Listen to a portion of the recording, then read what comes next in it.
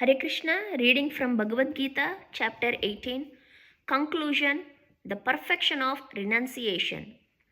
Arjuna said, O mighty armed one, I wish to understand the purpose of renunciation, tyaga, and of the renounced order of life, sannyasa, O killer of the Kesi demon, master of the senses. The Supreme Personality of Godhead said, the giving up of activities that are based on material desire is what great learned men can call the renounced order of life, sannyasa. And giving up the results of all activities is what the wise call renunciation, tyaga.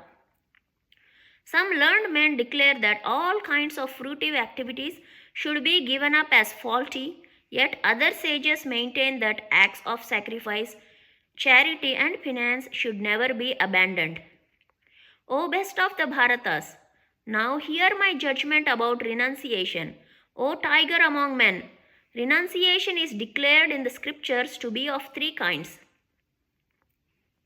Acts of sacrifice, charity, and penance are not to be given up, they must be performed. Indeed, sacrifice, charity, and penance purify even the great souls. All these activities should be performed without attachment or any expectation of result. They should be performed as a matter of duty. O son of Pritha, that is my final opinion. Prescribed duties should never be renounced. If one gives up his prescribed duties because of illusion, such renunciation is said to be in the mode of ignorance.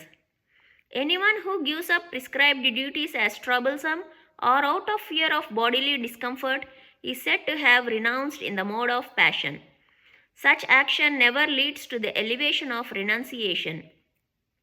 O Arjuna, when one performs his prescribed duty only because it ought to be done and renounces all material association and all attachment to the fruit, his renunciation is said to be in the mode of goodness. The intelligent renouncer, situated in the mode of goodness, neither hateful of inauspicious work, or nor attached to auspicious work, has no doubts about work. It is indeed impossible for an embodied being to give up all activities, but he who renounces the fruits of action is called one who has truly renounced. For one who is not renounced, the threefold fruits of action, desirable, undesirable, and mixed, accrue after death. But those who are in the renounced order of life have no such result to suffer or enjoy.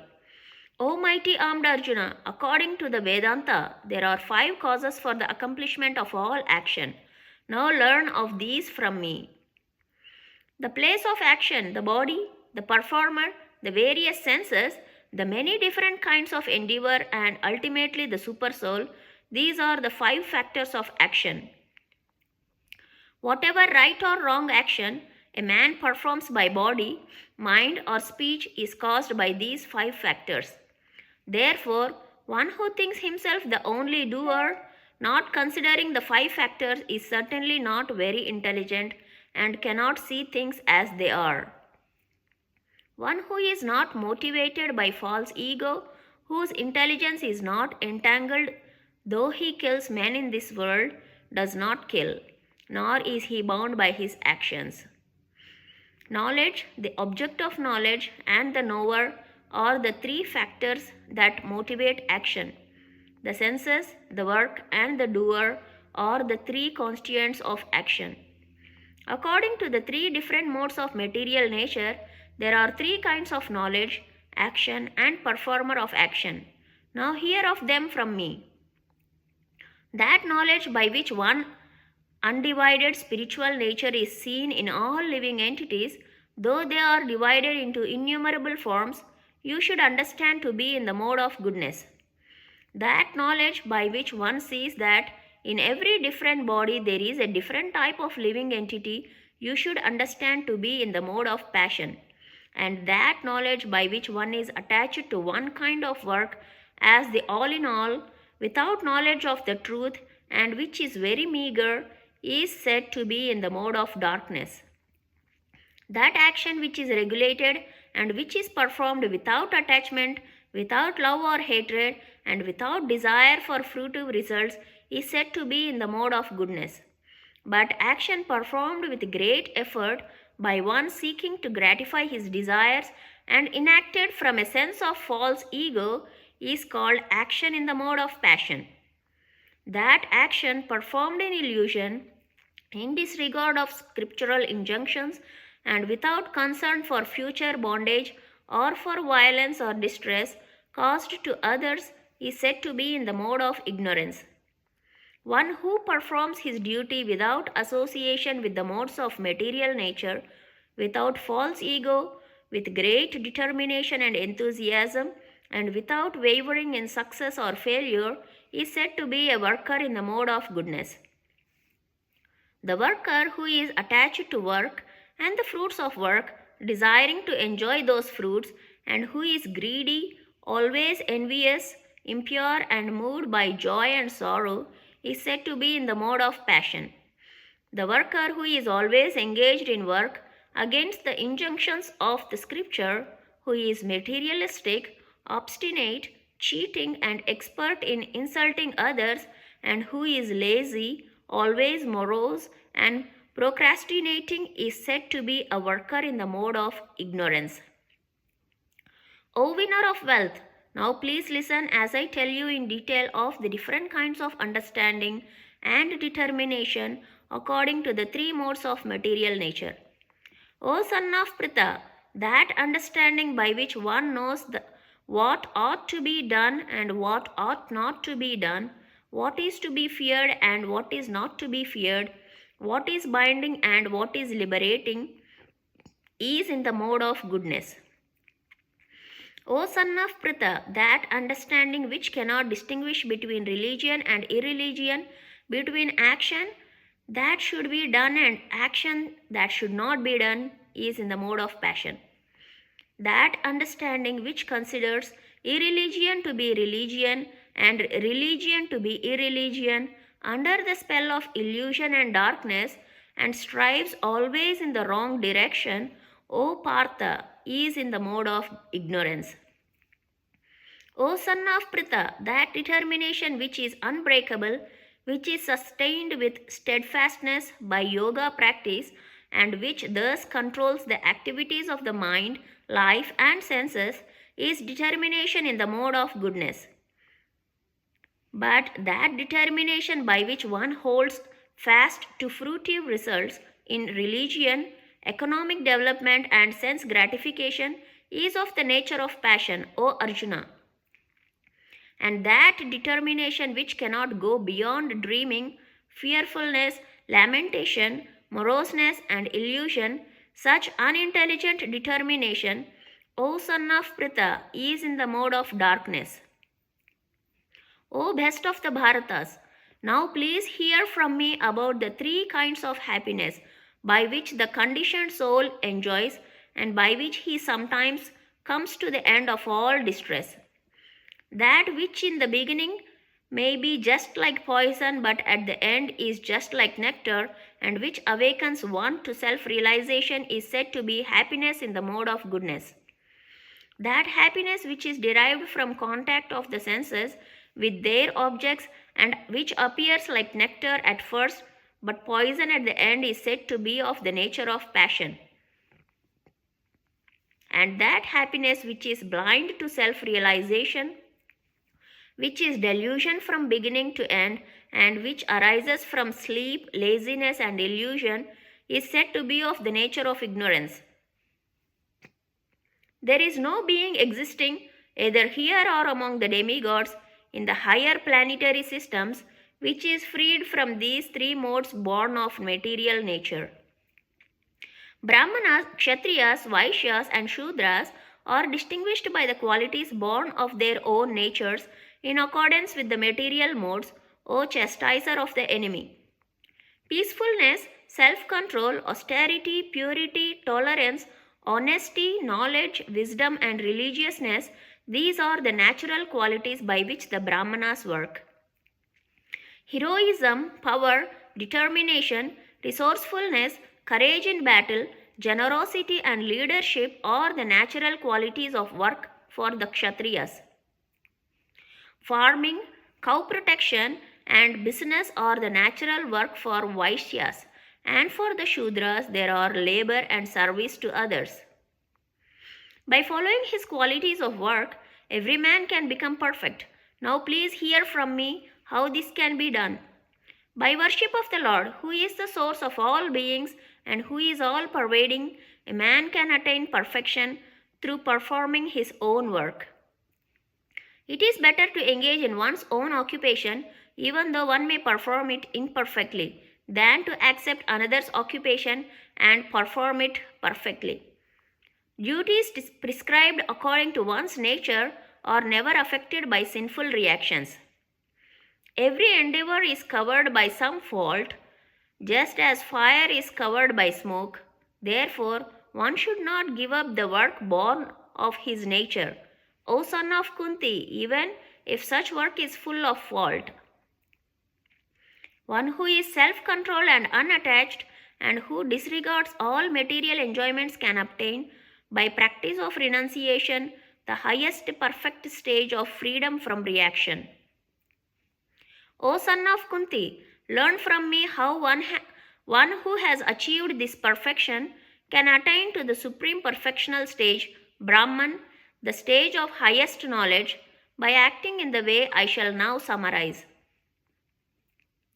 Being purified by his intelligence and controlling the mind with determination, giving up the objects of sense gratification, being freed from attachment and hatred, one who lives in a secluded place, who eats little, who controls his body, mind, and power of speech, who is always in trance, and who is detached, free from false ego, false strength, false pride, lust, anger, and acceptance of material things, free from false proprietorship and peaceful, such a person is certainly elevated to the position of self-realization. One who is thus transcendently situated at once realizes the Supreme Brahman and becomes fully joyful. He never laments or desires to have anything. He is equally disposed toward every living entity. In that state, he attains pure devotional service unto me. One can understand me as I am, as the Supreme Personality of Godhead, only by devotional service. And when one is in full consciousness of me by such devotion, he can enter into the kingdom of God. Though engaged in all kinds of activities, my pure devotee, under my protection, reaches the eternal and imperishable abode by my grace. In all activities, just depend upon me and work always under my protection. In such devotional service, be fully conscious of me. If you become conscious of me, you will pass over all the obstacles of conditioned life by my grace. If, however, you do not work in such consciousness, but act through false ego, not hearing me, you will be lost. If you do not act according to my direction and do not fight, then you will be falsely directed. By your nature, you will have to be engaged in warfare. Under illusion, you are now declining to act according to my direction, but compelled by the work born of your own nature, you will act all the same, O son of Kunti. The Supreme Lord is situated in everyone's heart, O Arjuna, and is directing the wanderings of all living entities, who are seated as on a machine made of the material energy. O scion of Bharata, surrender unto him utterly. By his grace, you will attain transcendental peace and the supreme and eternal abode. Thus I have explained to you knowledge still more confidential. Deliberate on this fully and then do what you wish to do. Because you are my very dear friend, I am speaking to you my supreme instruction, the most confidential knowledge of all. Hear this from me, for it is for your benefit. Always think of me, become my devotee, worship me and offer your homage unto me. Thus you will come to me without fail. I promise you this because you are my very dear friend. Abandon all varieties of religion and just surrender unto me. I shall deliver you from all sinful reactions. Do not fear. This confidential knowledge may never be explained to those who are not austere or devoted or engaged in devotional service, nor to one who is envious of me. For one who explains this supreme secret to the devotees, pure devotional service is guaranteed, and at the end he will come back to me. There is no servant in this world more dear to me than he, nor will there ever be one more dear. And I declare that he who studies this sacred conversation of ours worships me by his intelligence. And one who listens with faith and without envy becomes free from sinful reactions and attains to the auspicious planets where the pious dwell. O son of Pritha, O conqueror of wealth, have you heard this with an attentive mind? And are your ignorance and illusions now dispelled? Arjuna said, My dear Krishna, O infallible one, my illusion is now gone. I have regained my memory by your mercy. I am now firm and free from doubt and am prepared to act according to your instructions. Sanjaya said, Thus have I heard the conversation of two great souls, Krishna and Arjuna. And so wonderful is that message that my hair is standing on end.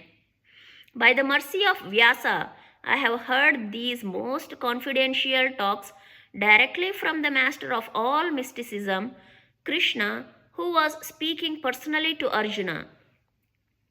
O king, as I repeatedly recall this wondrous and holy dialogue between Krishna and Arjuna, I take pleasure, being thrilled at every moment. O king, as I remember the wonderful form of Lord Krishna, I am struck with wonder more and more, and I rejoice again and again. Wherever there is Krishna, the master of all mystics, and wherever there is Arjuna, the supreme archer, there will also certainly be opulence, victory, extraordinary power, and morality. That is my opinion. Hare Krishna.